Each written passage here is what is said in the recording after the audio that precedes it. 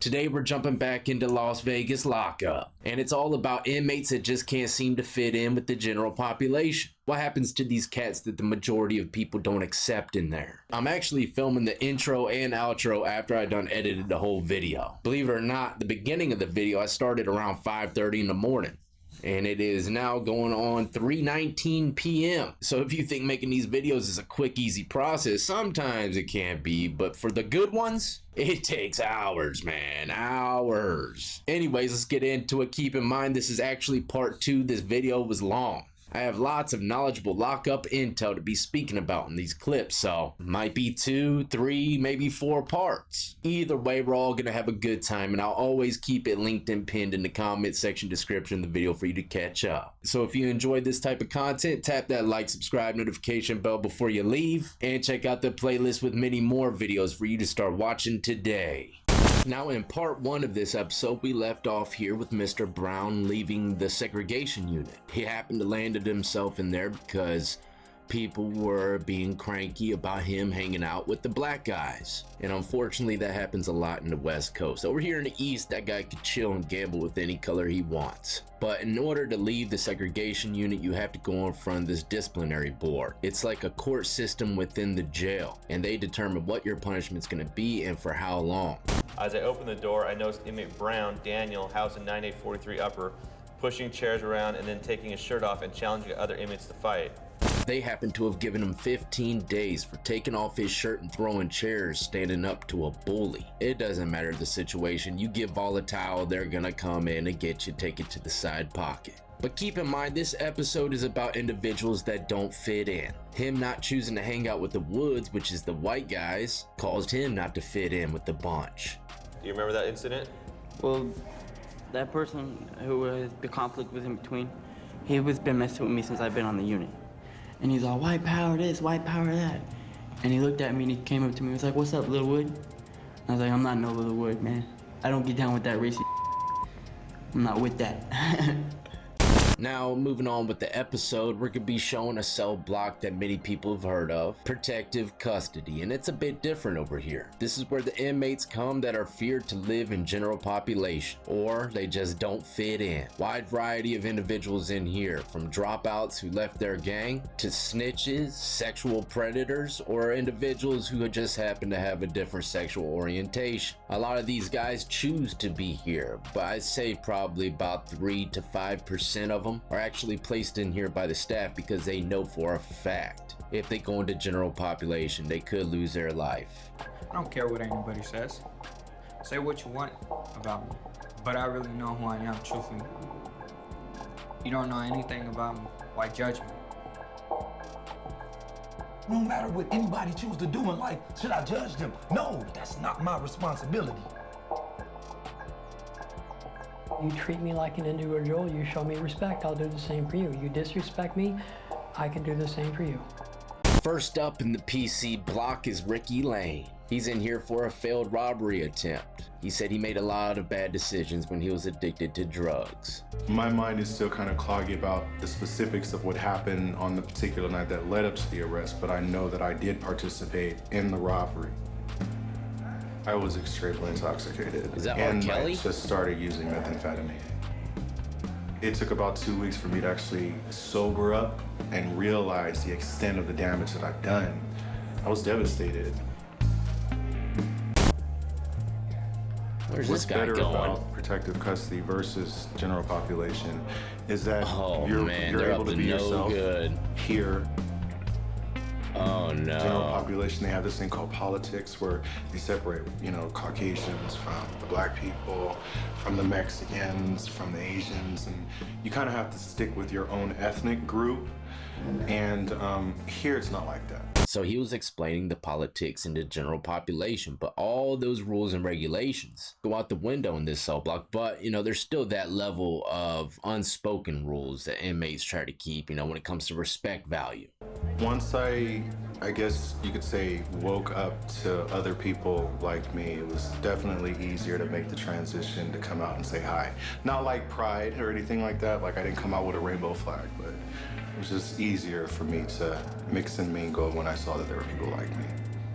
Now, believe it or not, there's people that actually don't want to deal with the politics and to the regular general population, so they'll lie about their sexual orientation just to get into this cell block. Act feminine and everything just to try to trick the police, you know, because it's a more comfortable and relaxed ride in here. But also, there's another flip side to this, okay? Remember I said a lot of dropouts come to this block. Well, those dropouts, you know, they still feel as though they don't belong there. So they try to keep things regulated based upon the principles that they learned throughout their gang or life. They feel as though everybody around them is no good, when really, in all actuality, everybody in the pod's no good. At least to the general population inmates. But still, these guys try to regulate things like gangsters. As a matter of fact, individuals have made their own gangs in these PC blocks. Left their main gang, came in here, and made a whole new one with all the other dropouts. It happens, ladies and gentlemen. I ain't never seen that over here in the East Coast, but it definitely happens in the West, where the PC units are extremely large, or SNYRs, I believe that's what they call them.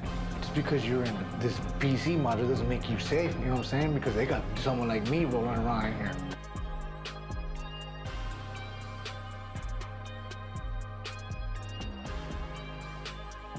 They put us together with these people, and you know, like someone like me or someone like the homie, you know, and just, you know, get pissed off one day and just say, you know what, these and just start sticking them or something, start beating them down with broomsticks or something. It's just one bad day waiting to happen. I go out there and I be checking these fools, like, you know, like, I let them know, no, you're not protected. They got monsters out here. Now, is protective custody that protective? You got individuals like that in there? No, you're really not. As a matter of fact, I heard of individuals going into this, just like I said, tricking the CO to get in there and get at someone they've been trying to get for a very long time. Undercover assassins, I guess you could call them, but yeah, if they want you bad enough, trust me, they will get you. Now, a lot of the individuals that really are dropouts, they ain't gonna do a lot of noise in this block because they don't want to get thrown possibly into GP somewhere because they can't live in the only PC block in the jail, or they don't want to do the rest of their time in the SEG unit because chances are that's probably where they would put them, but that really keeps people in check because they know that this is the end of the road for them. There's nowhere else to go but the hole. Now, Mr. Ricky here is learning the ropes from a longtime PC resident who goes by the name of Rachel, or as many other inmates like to call her, the Granny Tranny. They call me the Granny Tranny. Because of my age and my gray hair, I guess, and the fact that I just tend to mother these people as they come through. It's a natural instinct for me. Her medication has got her breasts sore, and they're hurting. Okay. So I'm going to give her a coffee bag so she can use it like an ice bag and put it under to cool it down. They come in and they look like they need Granny help. taking care of people. When I saw Rachel, I was like, is this co-ed?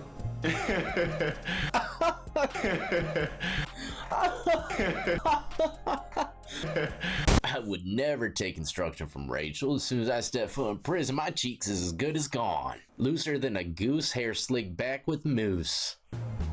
I put another picture in your room. Did you? Yeah.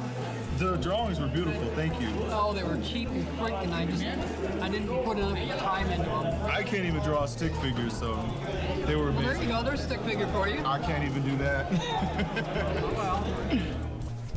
Me and Rachel get along great. We just instantly had this connection. She shared with me her story, her likes or dislikes, things like that. We had a lot in common. From that point on, I just kind of separated myself from everybody else and, you know, just started associating with Rachel a lot more. Now, see, this is lockup, right? These people could just be friends, you know, clicking and connecting, vibing.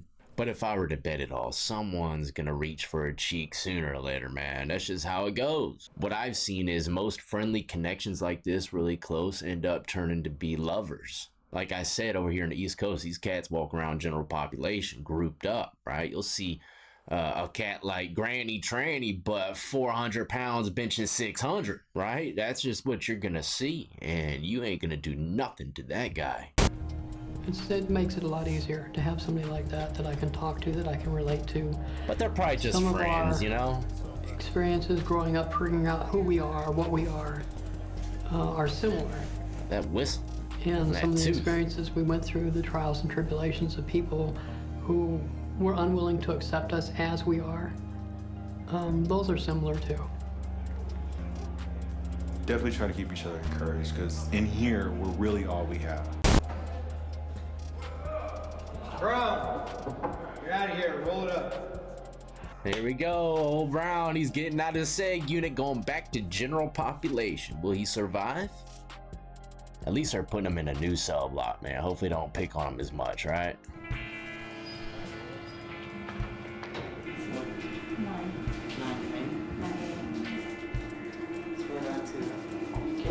Oh no! What floor, ma'am? 9? 9A?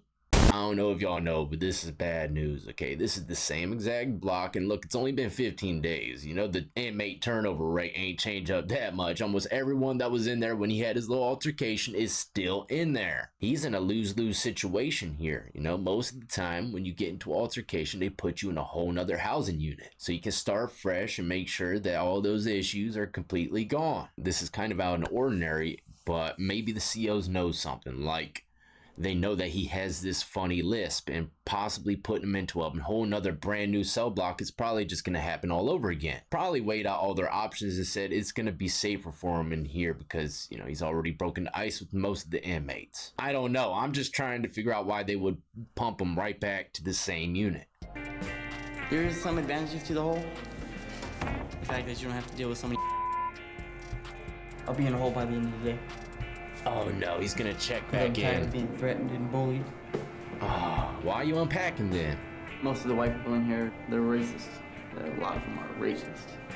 I don't believe in that. That black man upstairs has 10 fingers, 10 toes. He walks on 2 feet. He's just like me. A lot of these people do prison time and have to run with racist people. If I ever went to prison, I would probably get killed because I couldn't do that racist. At least he recognizes it, right? And standing up for what he believes in. You know, many people can talk, but can they walk that walk? Obviously, he can't if he's going to be checking right back into the SEG unit. He said he ain't going to be sitting in this cell too long. Most people, if they found out they're going right back to the same unit, they ain't even going to unpack. They're not even going to leave the Sally port. They're like, nah, man, you ain't going to trick me up like this. Go ahead, throw me right back in the side pocket. I ain't moving. And if you don't go into the pod at all, you don't lock down, stuff like that, man, they're going to take you out of there. You keep on doing it, then they're going to take you out of there with a couple boot prints and glove marks. But even though he's saying he's going back, it doesn't matter. They're about to throw him a cellmate. And this could be very dangerous, but there could be a slight chance that it could help him. Some people actually get some super strong cellmates that have some pull in the block and will protect their other cellmate, right? Just because they're living with each other and he knows that the dude ain't that bad. Put him under his wing and everyone pretty much leave him be. Seen this a lot of times, man. Trust and believe. But it's a gamble. And even if you're not weak, it's always a gamble getting a new cellie in lockup. I mean, you gotta keep in mind, these guys are criminals, some of the worst of the worst. You never know who you're gonna be sleeping next to in jail. You never know who you're gonna get, whether they're gonna try to kill you or try to rape you, or you never know. I'm in jail. They're all the same. They're all criminals. No, you they're always not. gotta be on your toes in jail. Always. There's criminals Never and know there's when you can get monsters. Now there's a code red, a little fight jumping off in the cell block, and it happens to be with Mr. Antoine, who is the individual from part 1, speaking about not fitting in, being from New Hampshire, not to mention he's black and Hispanic. And also, not to mention, he's got a DV, you know, domestic violence charge on his old lady for strangulation. All that together is like a trifecta. But let's see why Antoine got to fight. And it seems like in the last episode, he was getting along with everybody, all shades of colors. I got into a little trouble with some people, you know, went to some man, I beat a bow, had to hit him. One of the biggest things that you can't say in prison is call somebody a punk or a bitch. What's your last name? Valentine. I just guess you could say, like, I guess a lot of the things that get me in trouble, I just don't like fakeness. Be real about something. Respect. And he is absolutely right. It don't matter where you're at, from east, west, north, and south. Someone call you a punk or a bitch in prison, man. It's hands on. So you just said you were defending yourself? Yep. If you pull up the tapes, you'll see it. Okay, we'll be doing that. Over here for me, bud. Kind of what I'm getting from you was he kind of like the mouthpiece or the shot caller for the blacks up in there? Hell no, he ain't even the shot caller. Up in the modules, it's race. See, I told y'all, man, these COs, they be right a lot of the times. Other times they be fishing so hard that they're on a whole wrong trail. That dude says, hell nah, man, he ain't know nothing. He's from New Hampshire. I've always said, like, yo, I'm gonna keep it real with my people, from my squad, everything, you know what I'm saying? And it seems like I'm putting them ahead of myself. So it's like, I'm too worried about, you know, putting myself out there for others. But it's like, are they doing the same for me? I think that's a good place to wrap it up, though. Tomorrow's gonna be a pretty juicy episode, or the part 3 to this, because homeboy, don't forget, Mr. Brown, the guy who just got out of segregation doing 15 days, he's about to get a brand new celly, and it could go either way for him. It could be really bad, or he could get lucky. Who knows? Like I said, some people coming in really put their cellmates under their wings, take care of them. In a good way, too, not always in a take advantage of the person kind of way. But hopefully you enjoyed, got a few laughs, and of course learned something. We can learn all we want about lockup, but the most important learning lesson here I think everyone should be understanding is, don't go to begin with. Stay free, baby.